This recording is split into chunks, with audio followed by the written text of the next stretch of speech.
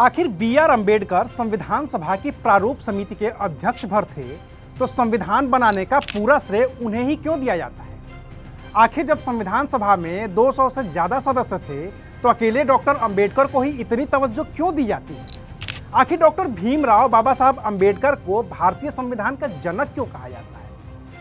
आखिर क्यों लोग मानते हैं कि भारत का जो संविधान है उसे डॉक्टर अम्बेडकर ने ही बनाया था? गणतंत्र दिवस के मौके पर आज बात इसी मुद्दे पर। नमस्कार, मैं हूं अविनाश और आप देख रहे हैं अनकट। द्वितीय विश्व युद्ध की समाप्ति के साथ ही यह तय हो गया था कि अब अंग्रेज भारत पर लंबे वक्त तक शासन नहीं कर सकेंगे। लेकिन अगर अंग्रेज भारत छोड़कर जाते हैं तो इतने बड़े देश की जिम्मेदारी सौंपी किसे जाए? आखिर वो कौन होगा जिसके हवाले पूरा देश होगा? आखिर कांग्रेस में वो कौन कौन से नेता होंगे जिन्हें अंग्रेज देश चलाने की जिम्मेदारी देंगे? इसी सवाल का जवाब तलाशने के लिए 23 मार्च 1946 को कैबिनेट मिशन का एक दल दिल्ली पहुंचा। इस टीम में 3 लोग शामिल थे, Patrick Lawrence, sir Stafford Cripps और ए.बी. अलेक्जेंडर। इस दल ने सभी पक्षों से मिलकर बात की और 16 मई 1946 को यह कैबिनेट मिशन इस निष्कर्ष पर पहुंचा कि भारत की आजादी के बाद अंग्रेज भारत की सत्ता संविधान सभा को सौंप देंगे। इस संविधान सभा में कौन कौन होगा, इसके लिए चुनाव होगा। यह भी तय हुआ कि संविधान सभा में कुल 389 सदस्य होंगे, जिनमें 292 सदस्य प्रांतों से और 93 सदस्य प्रिंसली स्टेट्स यानी कि रियासतों से होंगे। 25 जून को कैबिनेट मिशन की इस योजना पर आम सहमति बन गई। 29 जून को मिशन वापस लौट गया। इसी कैबिनेट मिशन की सिफारिशों के तहत अंतरिम सरकार का गठन हुआ, जिसमें 2 सितंबर 1946 को भारत की अंतरिम सरकार बनी और जवाहरलाल नेहरू देश के पहले प्रधानमंत्री बने। इससे पहले कैबिनेट मिशन की सिफारिशों पर संविधान सभा की 385 सीटों के लिए जुलाई और अगस्त 1946 में चुनाव हो गए थे। उस चुनाव में बाबा साहेब डॉक्टर भीमराव अम्बेडकर भी एक उम्मीदवार थे, जो बंबई से शेड्यूल कास्ट फेडरेशन के उम्मीदवार थे, लेकिन वो चुनाव हार गए। हालांकि महात्मा गांधी से लेकर कांग्रेस और यहां तक कि मुस्लिम लीग के लोग भी चाहते थे कि अम्बेडकर को तो संविधान सभा का सदस्य होना ही चाहिए। तब बंगाल से बी.आर. अम्बेडकर को उम्मीदवार बनाया गया। मुस्लिम लीग के वोटों के जरिए डॉक्टर अम्बेडकर वो चुनाव जीत गए और संविधान सभा के सदस्य बन गए। लेकिन अभी तो असली कहानी बाकी थी। जिस मुस्लिम लीग ने कैबिनेट मिशन के चुनावी प्रस्ताव को स्वीकार कर लिया था, उसी मुस्लिम लीग ने संविधान सभा में शामिल होने से ही इनकार कर दिया। इस बीच 6 दिसंबर 1946 को ब्रिटिश सरकार ने यह मान भी लिया कि 2 देश और 2 संविधान सभाएं बन सकती हैं। ब्रिटिश सरकार के इस मानने भर को मुस्लिम लीग ने अपनी जीत के तौर पर देखा और फिर 9 दिसंबर 1946 को जब संविधान सभा की पहली बैठक हुई, तो मुस्लिम लीग से कोई भी उस बैठक में शामिल ही नहीं हुआ। हालांकि बी.आर. अम्बेडकर उस बैठक में शामिल थे। मुस्लिम लीग ने मुस्लिमों के लिए अलग संविधान सभा और अलग देश की मांग कर दी। लाख कोशिशों के बाद भी जब मुस्लिम लीग के लोग नहीं माने, तो संविधान सभा ने अपना काम शुरू कर दिया। तो सच्चिदानंद सिन्हा को संविधान सभा का अस्थायी अध्यक्ष नियुक्त किया गया। फिर 11 दिसंबर को सर्वसम्मति से डॉक्टर राजेंद्र प्रसाद संविधान सभा के अध्यक्ष नियुक्त किए गए। संविधान सभा की बैठक के 5वें दिन 13 दिसंबर को जवाहरलाल नेहरू ने संविधान सभा में लक्ष्य संबंधी प्रस्ताव पेश किया। वरिष्ठ कांग्रेसी नेता पुरुषोत्तम दास टंडन ने इसका अनुमोदन किया। हर सदस्य को इस पर अपनी बात रखनी थी। शुरुआत तो इसी से हुई कि जब तक मुस्लिम लीग के सदस्य इस सभा में शामिल नहीं होते, बात होनी ही नहीं चाहिए। लेकिन फिर मुस्लिम लीग का अड़ियल रवैया देखकर संविधान सभा के ज्यादातर सदस्य आगे बढ़ने पर राजी हो गए और कहा कि अब कार्यवाही चलती रहेगी। फिर तारीख आई 17 दिसंबर 1946, वो तारीख जब डॉक्टर भीमराव अम्बेडकर पहली बार संविधान सभा में बोले। हालांकि उस दिन डॉक्टर अम्बेडकर से पहले 20-22 और भी लोग थे जिन्हें बोलना था।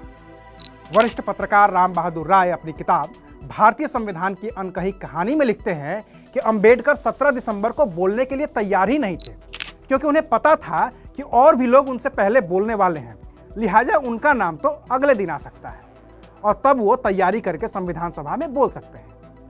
लेकिन और लोगों को पीछे छोड़ते हुए 17 दिसंबर को ही संविधान सभा के अध्यक्ष डॉक्टर राजेंद्र प्रसाद ने डॉक्टर अम्बेडकर को बोलने के लिए आमंत्रित कर दिया। उस दिन डॉक्टर अम्बेडकर बोले और खूब बोले और ऐसा बोले कि उनका कहा इतिहास हो गया। बकौल राम बहादुर राय की किताब भारतीय संविधान की अनकही कहानी, डॉक्टर अम्बेडकर ने उस दिन कहा, कांग्रेस और मुस्लिम लीग के झगड़े को सुलझाने की एक और कोशिश जरूर करनी चाहिए। मामला इतना संगीन है कि इसका फैसला एक या दूसरे दल की प्रतिष्ठा के ख्याल से ही नहीं किया जा सकता। जहां राष्ट्र के भाग्य का फैसला करने का प्रश्न हो, वहां नेताओं, दलों, संप्रदायों की शान का कोई मूल्य नहीं रहना चाहिए। वहां तो राष्ट्र के भाग्य को ही सर्वोपरि रखना चाहिए। उस दिन डॉक्टर अंबेडकर ने अपने भाषण का समापन करते हुए कहा, शक्ति देना तो आसान है, पर बुद्धि देना कठिन है। लंबे वाद विवाद के बाद 22 जनवरी 1947 को संविधान सभा ने लक्ष्य संबंधी प्रस्ताव को स्वीकार कर लिया, जो संविधान की प्रस्तावना का आधार बना। हालांकि उस दिन तक भी मुस्लिम लीग का कोई भी प्रतिनिधि संविधान सभा में नहीं आया। टकराव और बढ़ गया और तब 13 फरवरी 1947 को पंडित नेहरू ने मांग की कि अंतरिम सरकार में शामिल मुस्लिम लीग के मंत्री इस्तीफा दे दें। सरदार पटेल ने भी यही दोहराया। इस बीच 20 फरवरी को ब्रिटिश प्रधानमंत्री एटली ने घोषणा की कि जून 1948 से पहले सत्ता का हस्तांतरण कर दिया जाएगा। लेकिन इसके लिए एटली ने शर्त रखी, और शर्त यह थी कि जून 1948 से पहले संविधान बन जाना चाहिए। ऐसा नहीं हुआ तो फिर ब्रिटिश हुकूमत को विचार करना होगा कि सत्ता किसे सौंपी जाए। ऐसी परिस्थितियों को देखते हुए 28 अप्रैल 1947 को संविधान सभा का तीसरा सत्र शुरू हुआ।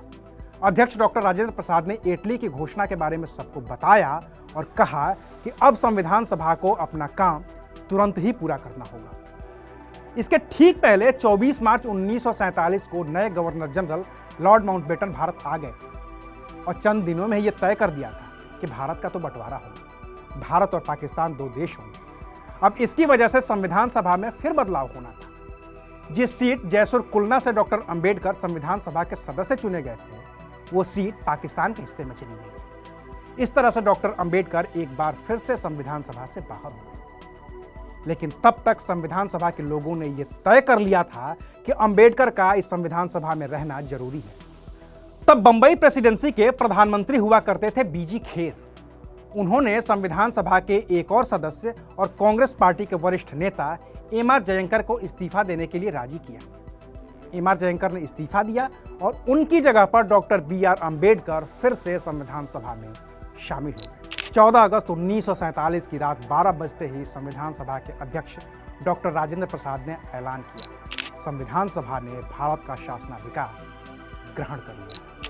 आजादी मिलने के बाद और सत्ता का हस्तांतरण संविधान सभा के पास होने के साथ ही संविधान सभा अपने मूल लक्ष्य की ओर आगे बढ़ी और इसी कड़ी में 29 अगस्त 1947 को संविधान सभा ने प्रारूप समिति के अध्यक्ष के तौर पर डॉक्टर भीमराव अंबेडकर का नाम सर्वसम्मति से पास कर दिया।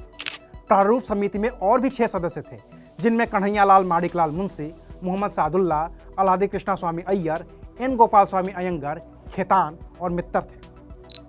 30 अगस्त 1947 से संविधान सभा स्थगित कर दी गई ताकि संविधान का मसौदा या कहिए कि संविधान का प्रारूप बनाया जा सके। 27 अक्टूबर से इस प्रारूप समिति ने रोजमर्रा का काम शुरू किया। बात विचार और बहस मुबाहिसे के बाद 21 फरवरी 1948 को प्रारूप समिति के अध्यक्ष डॉक्टर अंबेडकर ने संविधान सभा के अध्यक्ष डॉक्टर राजेंद्र प्रसाद के सामने संविधान का प्रारूप रखा। डॉक्टर राजेंद्र प्रसाद ने इस मसौदे या कहिए कि प्रारूप को सरकार के मंत्रालयों, प्रदेश सरकारों, विधानसभाओं और सुप्रीम कोर्ट, हाई कोर्ट को भेजा ताकि सबके सुझावों को शामिल किया जा सके। जो सुझाव आए उन पर प्रारूप समिति ने 22 मार्च से 24 मार्च 1948 के बीच विचार विमर्श किया। 3 नवंबर 1948 से फिर से संविधान सभा की बैठक शुरू हुई। 4 नवंबर 1948 को डॉक्टर राजेंद्र प्रसाद ने फिर से मसौदे पर बात की और संविधान सभा को कहा कि ये मसौदा उस समिति ने बनाया है जिसे इसी संविधान सभा ने बनाया था और जिसके अध्यक्ष डॉक्टर भीमराव अंबेडकर हैं। 4 नवंबर को उसी दिन डॉक्टर अंबेडकर ने मसौदे को संविधान सभा के पटल पर रखा। आने वाले दिनों में कुछ संशोधन भी सुझाए गए, कुछ माने गए, कुछ को खारिज कर दिया गया और फिर 17 नवंबर 1949 को संविधान सभा के अध्यक्ष डॉक्टर राजेंद्र प्रसाद ने घोषणा की, अब हम संविधान के तृतीय पठन को आरंभ करेंगे। इसका अर्थ था कि अब संविधान बनकर तैयार हो गया है। इसके बाद डॉक्टर राजेंद्र प्रसाद ने मसौदा समिति के अध्यक्ष डॉक्टर अंबेडकर को पुकारा। वो अपनी जगह पर खड़े हुए और कहा, मैं यह प्रस्ताव पेश करता हूं कि संविधान को सभा ने जिस रूप में निश्चित किया है उसे पारित किया जाए। इस प्रस्ताव पर 17 नवंबर 1949 से 25 नवंबर 1949 तक बहस हुई और फिर 26 नवंबर को संविधान सभा के अध्यक्ष के तौर पर डॉक्टर राजेंद्र प्रसाद ने अपना आखिरी अध्यक्षीय भाषण दिया। भाषण खत्म होने के बाद डॉक्टर राजेंद्र प्रसाद ने पूछा, प्रश्न यह है कि इस सभा द्वारा निश्चित किए गए रूप में यह संविधान पारित किया जाए। पत्रकार राम बहादुर राय अपनी किताब भारतीय संविधान की अनकही कहानी में लिखते हैं कि डॉक्टर राजेंद्र प्रसाद के इस सवाल पर ध्वनि मत से संविधान स्वीकृत किया गया। सदन में देर तक तालियां बजती रही और फिर 26 जनवरी 1950 को देश को अपना वो संविधान मिला जिसके लिए हम गर्व से कहते हैं कि हमारा संविधान दुनिया का सबसे बड़ा लिखित संविधान है और जिसको बनाने में बाबा साहेब डॉक्टर भीमराव अंबेडकर का वो योगदान है जिसकी वजह से उन्हें भारत के संविधान निर्माता की उपाधि मिली।